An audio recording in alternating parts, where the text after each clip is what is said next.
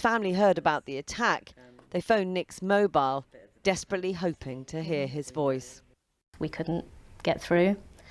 And then it was just a case of watching what was an ever-changing situation unfold via the news channels, really. We had spoken to the Foreign Office to let them know that we knew somebody that was there. And yeah, that was...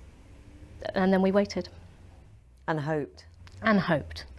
You spend a lot of time rationalising, thinking maybe he's unconscious, maybe he's been separated from his phone, maybe he's been banged on the head and doesn't know who he is, you know, does he have ID? You run through every single scenario.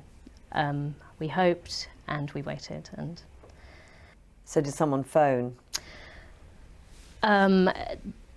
Scotland Yard said they were sending a car, and I think we all felt that that might be carrying the news that we were dreading, but by which point we were anticipating.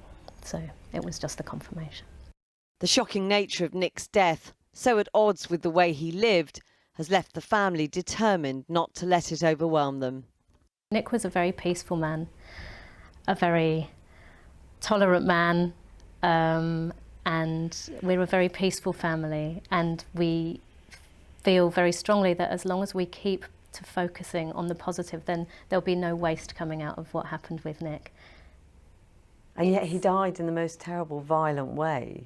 It's a waste of life, but it wasn't a wasted life, and we need to focus on that message of positivity. And as for his killers, she doesn't want to speak directly about them. It's not worth our hatred. It's not worth our energy to focus on misery. We need to move forward with life, and life is for living, life is for laughing, and that's how we intend to remember Nick. The best thing we can do in light of these atrocities is to smile and carry forward and keep living life and keep embracing life, and that is the biggest victory we can all have against these kind of horrors. In the last week on that night, and I think they felt that they weren't looking after one of their family. But they were. He died with family, and that is a good thing for us. For Zoe and her parents, the next step is to bring Nick's body home from France.